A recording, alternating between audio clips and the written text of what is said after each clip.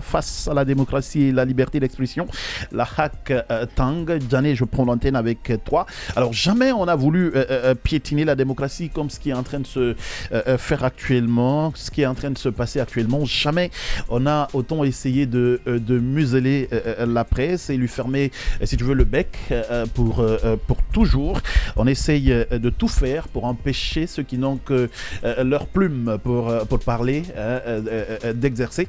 Et très malheureusement, notre autorité de la communication pour une soi-disant sécurité nationale a décidé de retirer 3 médias dans le bouquet Canal+, sans aucun respect des normes à la matière. Très regrettable, comme le disait l'autre.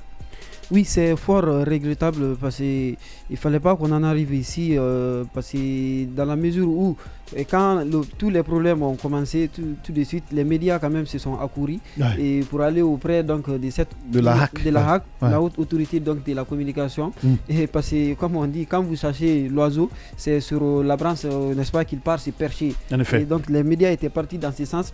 Mais sauf que, n'est-ce pas, ce n'était pas, peut-être, je ne sais pas si c'était par méconnaissance ou bien par quoi, mais c'est le droit quand même de partir vers la HAC. En effet. En tout état de cause. En effet. En tout état de cause. C'est elle la haute autorité de la communication. Donc, c'est elle qui nous régit. Tout à fait. En quelque sorte. Ces médias-là n'ont pas d'autre refus que d'aller là-bas. Ouais. Mais il s'est plus tard avéré que c'est plutôt où le problème résidait. Ouais. Donc c'est comme si vous cherchez l'aiguille.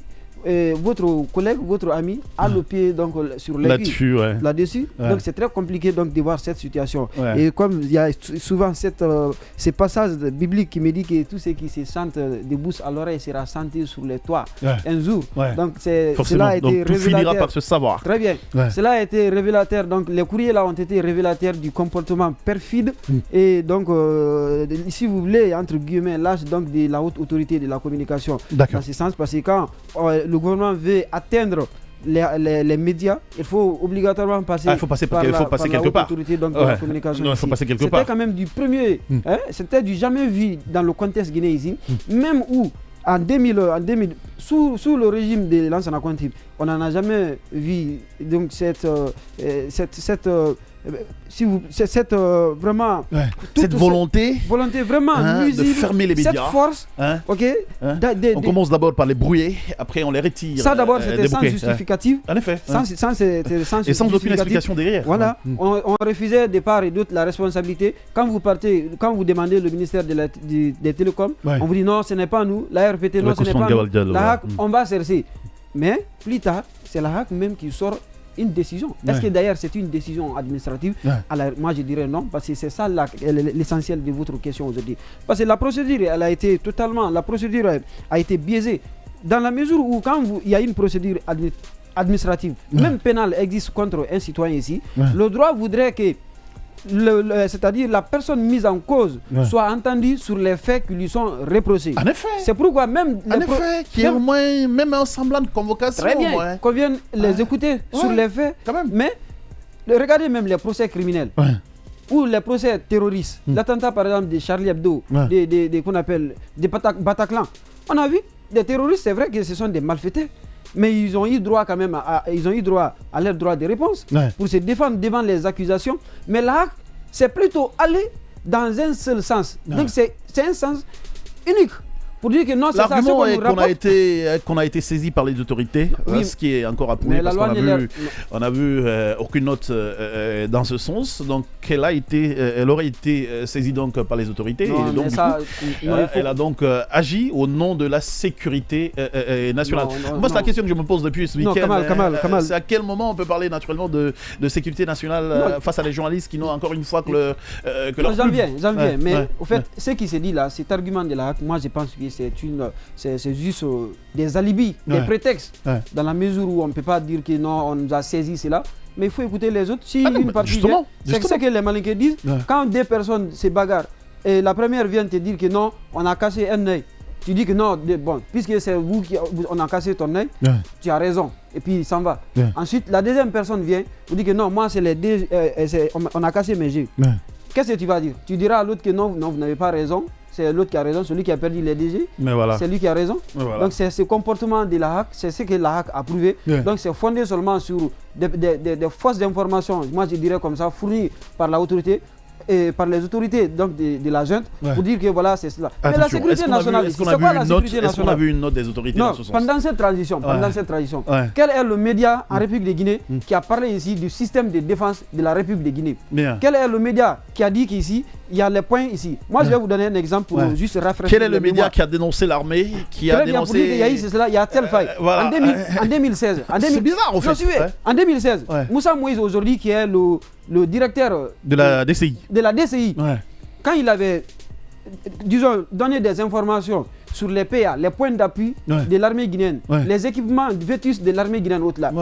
On se rappelle qu'il avait été convoqué par la HAC, justement. Il n'a pas été convoqué. On se rappelle, Est-ce que c'est Espace qui a été pas du tout. qu'on appelle brûlé? Pas du tout. Est-ce que c'est Espace qui s'est vu retiré? Pas du tout. Qu'on appelle sur c'est le journaliste justement et l'émission qui ont été entendus. Mais quand vous brouillez toute une entreprise, mais ça veut dire que vous mettez l'entreprise en péril.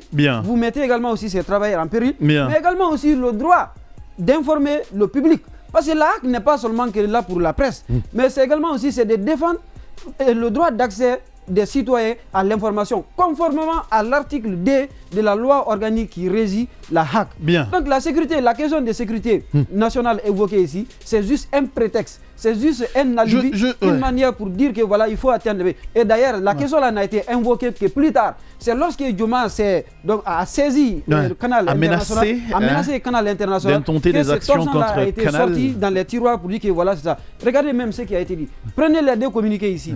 Le premier communiqué qui donne, même pas le communiqué, la première décision qui donne injonction à la HAC d'interdire de fermer Djoma, qui donne injonction à Canal. À Canal, donc, de retirer Djoma sur le bouquet. Et prenez la deuxième décision contre où les trois autres médias sont impliqués là. Les deux autres, est-ce que c'est la même forme? Est-ce que c'est la même forme? Donc ce qui veut dire qu'il y a anguille sous roche, les choses n'ont pas été dites. De l'autre côté, vous voyez, c'est tous les commissaires qui ont été. L'autre a été fabriqué dans un bureau assis, ou je dirais dans les 4 murs, pour dire que non, envoyez ça très rapidement pour justifier les sanctions illégales et illégitimes. Mais c'est important, attendez s'il vous plaît. C'est important de rappeler à cette entreprise-là aujourd'hui que c'est juste une farce n'est-ce pas, de prétendre se mettre à l'abri derrière cette fausse décision, cette décision unique, pour dire que non, nous allons dégager notre responsabilité.